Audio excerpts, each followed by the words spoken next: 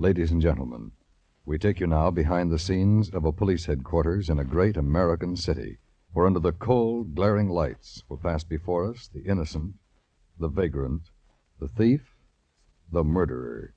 This is The Lineup.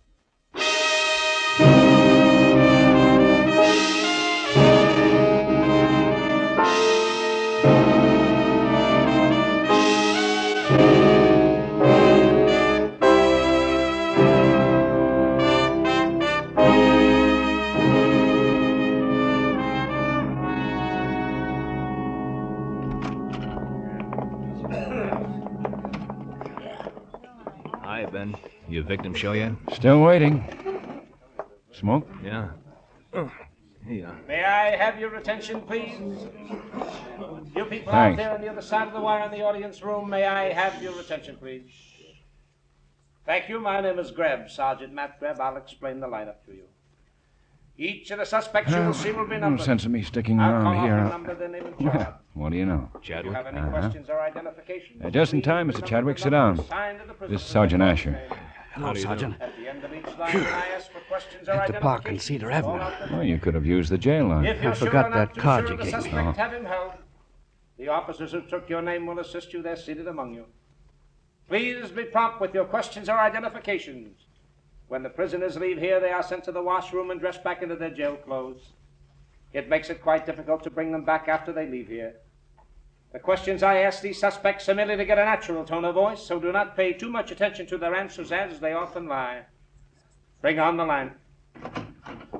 All right, boys, all the way to the end of the stage. Come on, all the way to the end, that's right. Now turn and face front, hands out of your pockets, down at your sides, and look straight ahead. That's the ticket. Now I'm going to ask each of you some questions. I want you to stand out, talk up so the people in the back of the room can hear you. It's a long way back there, so talk up. Number 1, Foley O'Mahony, narcotics. What is it, Foley? O'Mahony or O'Mahony? O'Mahony, Sergeant. Well, speak up, come on. What's the address you gave? The search is in Kyneton, South Africa. That's my home, sir. That's my address. Where's the last place you slept? We're aboard my ship, sir. The Emerald Queen. She's at Pier 14. You're a merchant seaman, right? Yes, sir. How long you been in town? 2 days, sir. Those the clothes you were in when you were arrested? Oh, yes, sir. These are my shore clothes, sir. That's my best, my very best, sir. Stand up straight. Anyone arrested with you? Yes, sir. A chap named Megan, sir. Megan. That's number 17. He an American? No, sir. Australian. How long you known him? Well, all my life, sir. We shipped together. What are you using now, Foley? Heroin, cocaine, morphine, what? Oh, sir, I'm not using anything, sir. All right. Number 2, Edward Bible, Grand Theft Auto. Where do you live, Edward? Oh, me? Yes, you. I live with my sister-in-law. They can't hear him, 1550 Sergeant. Lafayette They Street. can't hear you out there, Edward. You'll have to speak louder. Tell them where you live again. 1550 Lafayette Street. When the 2 officers signaled you to pull over to the side of the road, why didn't you stop instead of making them chase you? Well, like I told the old boy upstairs, I didn't know they were policemen. You didn't recognize their uniforms, prowl cars? I have trouble with my eyes. They go back on me, just like that sometimes. Yes, Edward. I ain't never been in no trouble, never. Except once. Arrested on suspicious. That's all, just on suspicious. Suspicious, huh? That's right. What about your conviction? When? June 7, 1948, 2 years for burglary. Oh, you know, Sergeant, I forgot all about that. All right. Number 3. I just John- borrowed that automobile from that man, Sergeant. When I know it was a master on my doorbell and told me All right. That's enough, Edward. Slide down to the end of the line. Yes, sir. Just one of these folks you know. Yes, All sir. right. Number 3, John Tynan, robbery. Where do you live, John? 4200 Larimer Street. What's that? The Silver Moon Motel. How long you lived there? 3 days. Where'd you live before? Topeka, Kansas. Keep your hands at your sides. How long you been in town? Got in last Sunday. Come by bus, train, plane, or what? I drove in with a man from Kansas City. We shared expenses and split the driving. What's your work, John? Electrician. Were you carrying a weapon when the officers arrested you? Yeah, revolver. What kind? 38. Loose steel? Plated? What? Nickel plated. How long have you had it? Well, I bought it for the trip. I didn't know the man I was traveling with, and I thought I ought to have something to protect myself with. Where'd you buy it? From a man in Topeka. Okay, John. Number 4, Carl Powers, assault. Face front and speak up, Carl. You live at 1601 Cherry Street? Yep. How long you lived there? Year. The report says you were breaking furniture at that address. They ganged up on me. Who? Mike and his wife. Mike? Who's Mike? Mike Bullet. Some double-jointed name I never could say. Mike Boloniski? He's here too, you know. I know. Mike's got quite a shiner, Carl. So is his wife. So have I. Maybe all of you better lay off the hooch the next time you play cards. Any questions or identifications How about it, from the Mr. audience? Chadwick? Number 3 fits the general description you gave. Any questions or identifications no, from the audience, I just don't please? think so, Lieutenant. Lieutenant? Nothing, Sergeant. Okay, run them off. Bring on the next line.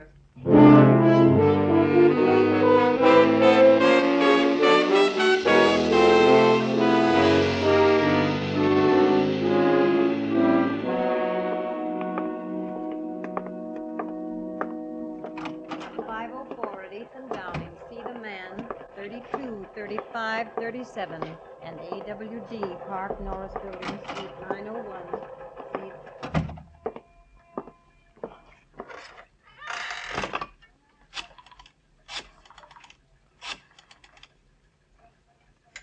Hi, Crockett. Oh, good. Number 16. Yeah. Isn't that the payoff? Yeah, who knows? You got anything yet? All right, let me know. Hi. Hi. You finished already? Yeah, not many today. Chadwick didn't come through, huh? No. Here, take a look at this. All these places? Yep. M.O.'s exactly the same. Pick out a little neighborhood jewelry store. She stays on the outside. He goes inside and cleans the place. They hit once and scram to the next town. Well, Ben, these descriptions are all pretty much alike, including the one we got from Chadwick. Hey, what about that? I thought sure Tynan was our boy. Well, let's keep hauling them in. Okay. Well, how'd you come out? 16. How about you? 33. I'll have to wait 2 more years for another exam. Unless 32 sergeants quit the force. You got a chance. Oh, not much.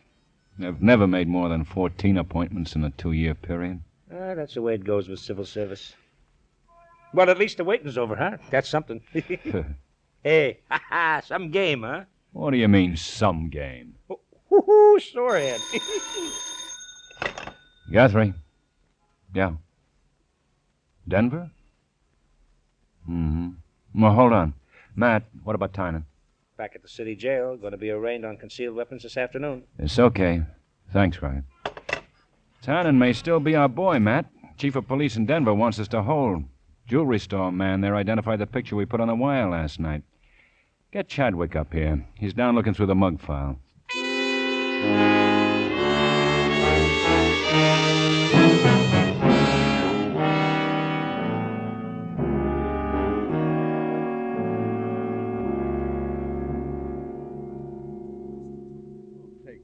Lieutenant. I've been away from my store all morning. It won't take too long, Mr. Chadwick. We just want to clarify a few matters. You want us to get the man and woman who held up your store, don't you? Why, yes, of course. Then why have you been wasting my time, your time, the department's time, Mr. Chadwick? What? Last Saturday morning, a man and woman stuck up your jewelry store. Happened approximately 11:30 in the morning, before you went to the bank. Now, just a minute, Lieutenant. Let me finish, and then you can talk. Besides a sizable amount of jewelry stock, you also reported that over $800 in cash was taken from your safe. As a matter of routine, our robbery division found out that you haven't deposited more than $400 in cash on any Saturday morning within the last 8 months. But we gave you the benefit of the doubt. You seemed in good faith and anxious to cooperate with us. Matt, hand me that. Here you are, Ben. Thanks. This is a picture that went out over the wire last night. It's the man you saw in the lineup this morning. His name's John Tynan. A victim in Denver identified this picture of the man working with an unidentified woman who held up his store. We're pretty certain he's the same man who held you up. Well, what have you got to say? All right. I guess I've caused you an awful lot of trouble. Well, it isn't the first time a victim hasn't identified a thief because of the money he hoped to collect on his casualty policy. Well, Mr. Chadwick? Yes. Yes, he's the man who held me up. Will I be booked or something? How much cash did he actually get? $360. How much did you claim? 800 plus. Give him a form, Matt, so we can verify this identification. Right. I don't understand people sometimes. They whoop and holler and cry for law and order and protection. When they have an opportunity to do something active in the way of apprehending criminals, they pass it up. Sign here, Mr. Chadwick. Yeah. And this copy, too. Now what? You better call your lawyer, Mr. Chadwick. Insurance companies don't like to be lied to either.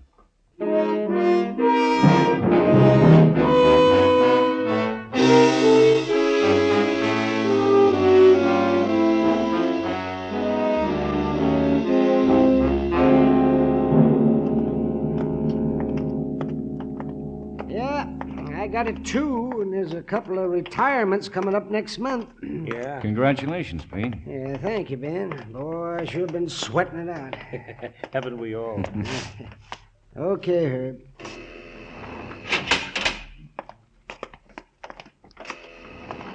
What's that booking number again? 22689. Didn't we let him out for your lineup today? Uh-huh. How's Molly? Good. Hey, Sergeant. Hey, Sergeant, I got to see you a minute. Just a minute. I got something to tell you. Later, Ed, later. Hey, but it's important, Sergeant. Later, Ed. Oh, don't forget. Hi, Carl. Well, Guthrie, how you been, Lieutenant? Fine, thanks. Yourself? Good. Hey, Lieutenant, why don't you get him to put radios in these places? At least while the series is on. All right, knock it off, you guys. Knock it off. Some people want to get some sleep around here, you know. Tynan? Yeah? Come on. Now what? This way.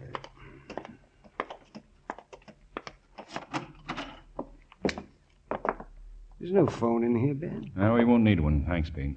Sure. Sit down, John. Smoke? Sure.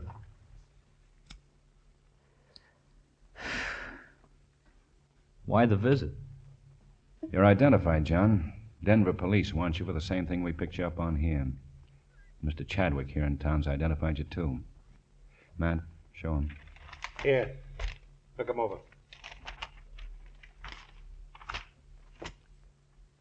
Well, son, What's it mean? that depends on you. Ever been in trouble before? No? How old are you? 23. Well, with or without a statement, you'll be indicted for grand theft and robbery. They can also throw in transporting stolen property, carrying concealed weapons. It'll be easier if you cooperate with us. How long? That's up to the judge of the Superior Court. But we'll be there to tell him how much you helped us or how much you didn't. Her name's Irene Oldham. You can pick her up at the Albany Hotel. She's registered under the name of Mrs. Dick McBride. Get a stenographer, man.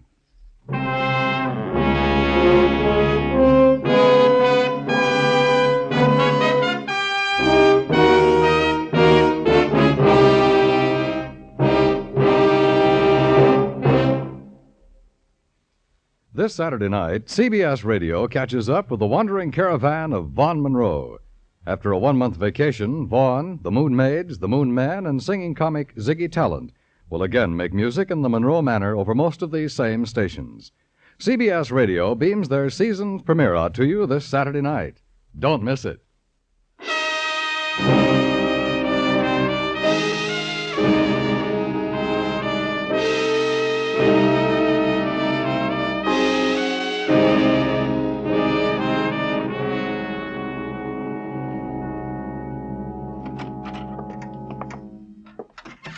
Here, Hildy. You can use my desk.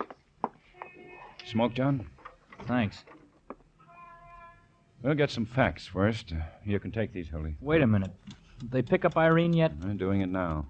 Oh, I don't want to see her when they bring her in, Lieutenant. We'll have to see you when you're arraigned. But I don't want to see her now. Okay. Well, let's go ahead. How long have you known Irene Oldham? I met her 2 months ago. Where? In my hometown, Topeka. Go on, John.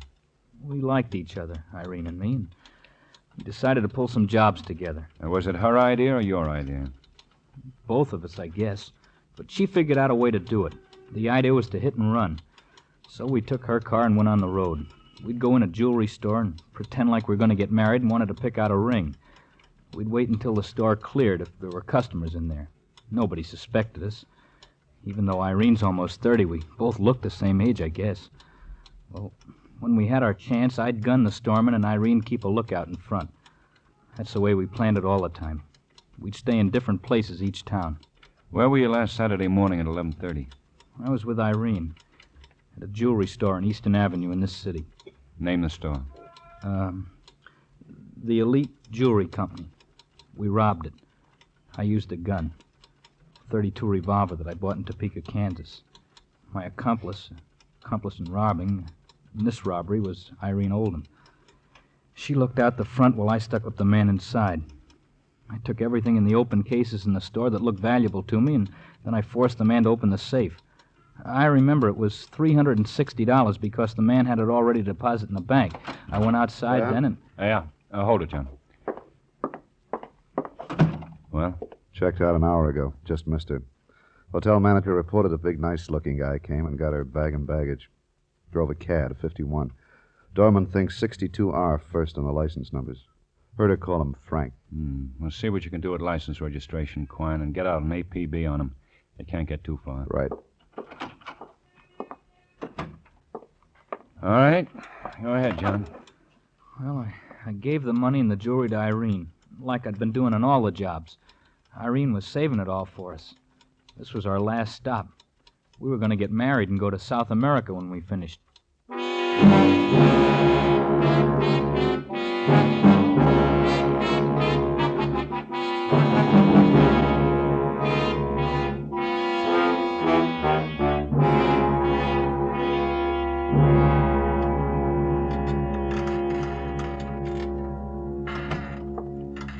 Went through the moniker file on that Frank. Anything? Well, about 16 possibilities from the description being worked on. Prints in her room matched up. She's a hometown girl. Where'd she fall from? This county. First time, January 1941. Automobile theft. R&I came up with this. Her name's Irene Kingston, alias Irene King, Irene Kensington, Irene Bradley, Helen Diamond. Got a mother living here, Mrs. Edith Kingston. You get a make and one on this Irene yet? Mm-hmm. Asher's holding it for you downstairs. She's got a red flag since 1948. What's the charge? Murder.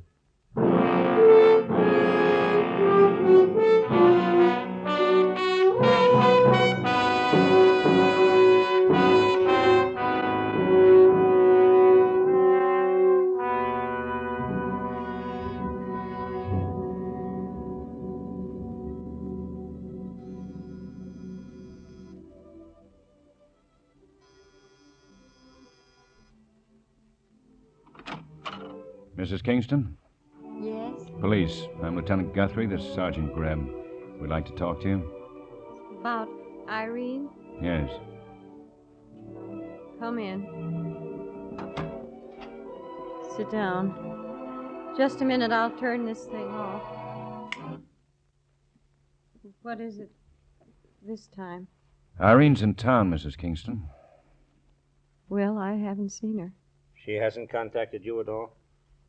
She hasn't contacted me since she was 16, Sergeant. You mean you haven't seen your daughter since she was 16, Mrs. Kingston? I mean... Yes, I've seen her. She's lived here with me at different times when she wasn't running around. Or in prison. And when was the last time you saw her? 3 years ago. She hasn't contacted you in all this time? I said no before, Lieutenant. I can't help you. Maybe you can, Mrs. Kingston. Do you know any of Irene's friends here in town? I told you I haven't seen her for 3 years. Well, we mean some old friends she might have known when you were seeing her, when she lived here with you. I don't know any of them. They'd come here now and then. I never wanted them in the apartment. Some I remember, some I don't, I guess. Well, this is our job, Mrs. Kingston. If it weren't us, it'd be somebody else. Your daughter's wanted for robbery and murder. We're trying to get a line on anyone she knew at all. Anyone she might see while she's in town. Any place she might stay. Have you got the list, man? Oh, yeah. There's several names in her file downtown of people she associated with here. Maybe you know some of them or can tell us where we can locate them.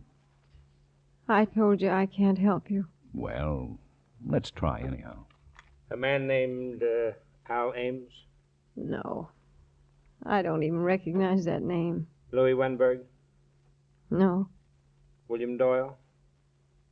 Rosetta Mays? Paul Frank? Rosetta Mays. Hmm? She went to high school with Irene. She died last year in childbirth. John Eby? Leonard Ipwich? You don't recognize any of those names, huh? No. I'm not good at names at all. Maybe if I saw the faces, I could tell you something about them. Mrs. Kingston, Irene came in town last weekend with a boy named John Tynan. We have him in custody already. She was staying at the Albany Hotel calling herself Mrs. Dick McBride. She checked out just before we got there. The man she called Frank picked her up. Do you know anybody she used to call Frank? No. Our description says he's a big man, over 6 feet, around 200 pounds or better. Dark hair. I can't help you a bit. I've never been able to help the police. I've never been able to help Irene. She got a taste of the gutter once, and she liked it. And that's that. Don't you understand? Don't you understand? Well, thanks, Mrs. Kingston. Come on, then. Bye. Bye.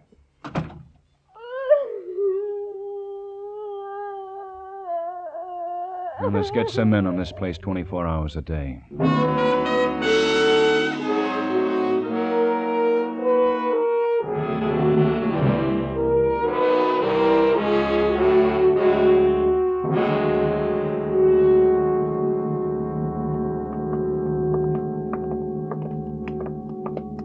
3 days now, Matt. Yep. I wish we'd get something. We will. We had that APB out on her and that Frank less than an hour after they started. We got all the roads covered, airports, bus stations, harbors. And don't forget her mother's apartment. Don't forget that. Yeah. I hate to keep so many men tied up. Hey there. Matt, Ben, how are you? Fine, Joe. 13J in? Yeah, you want it? Mm-hmm. Sign here. All right.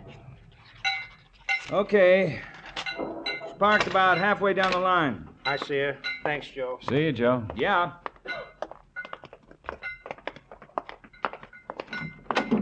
You know, this baby could stand a paint job. You say... hold it, man. Joe's waving. What do you want, Joe?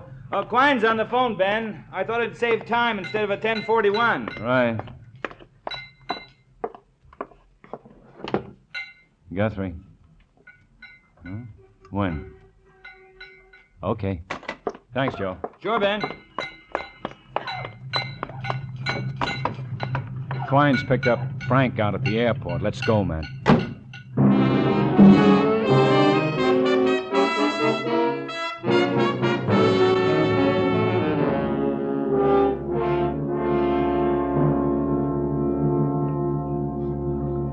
Any trouble, Quine? No, like a lamb. Bought 2 tickets for the 5 o'clock plane. He used the name Mr. and Mrs. Frank Peterson. That was on his license, too, Frank Peterson. Bring any luggage? Checked it through already. What'd he say? Not a word. Asher's got him here. Hiya, Matt. Ben? Hi. Hi. Are you Frank Peterson? Well, let me tell you. You are Frank Peterson. You've already bought 2 tickets and checked your luggage. You're going to meet Irene Kingston here. Now, look, we'd rather pick her up where she's staying. Someone might get hurt around here. Where is she, Frank? Where's Irene Kingston? All right, take him down and book him.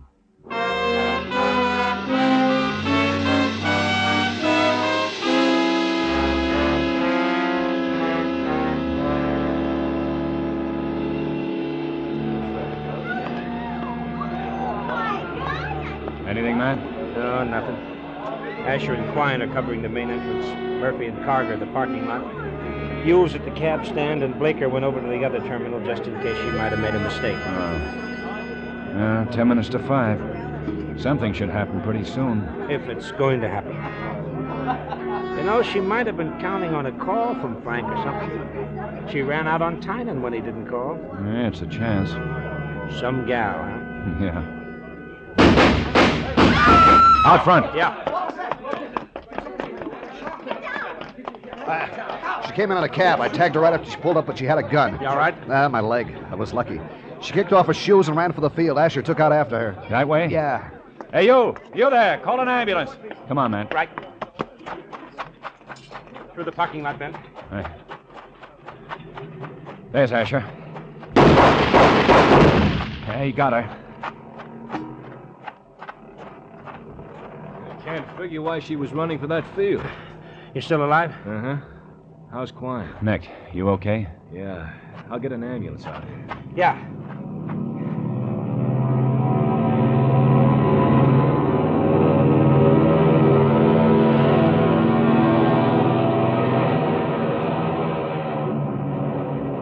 Well, just 5 o'clock. That must be their plane. Wonder where they were going. South America.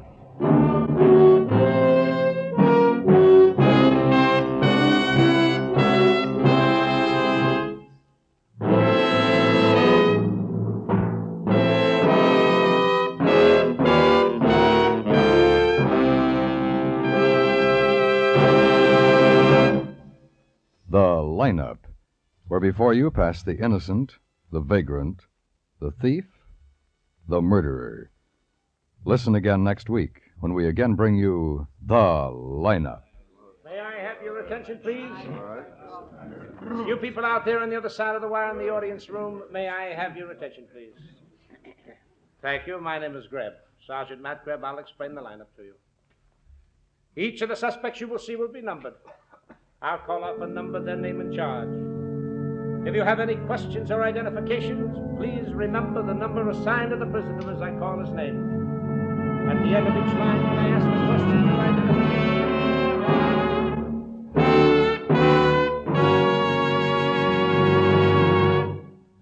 The Lineup, starring Bill Johnstone as Lieutenant Ben Guthrie and Wally Mayer as Sergeant Matt Greb, was written by E. Jack Newman with music composed and conducted by Eddie Dunstetter. Featured in tonight's cast were Peter Leeds, Hy Averback, Herb Butterfield, Howard McNear, Gil Stratton Jr., Ray Hartman, and Jeanette Nolan. The Lineup is produced and directed by Jaime Del Valle.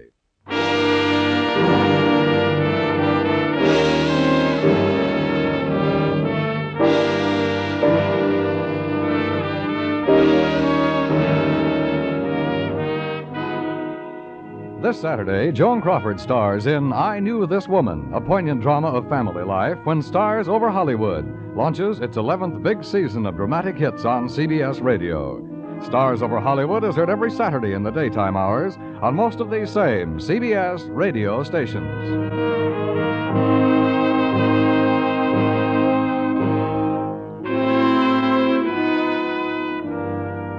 Dan Coverly speaking. And remember, it's 2 hours of music, the nation's favorite songs, every Friday evening on the CBS Radio Network.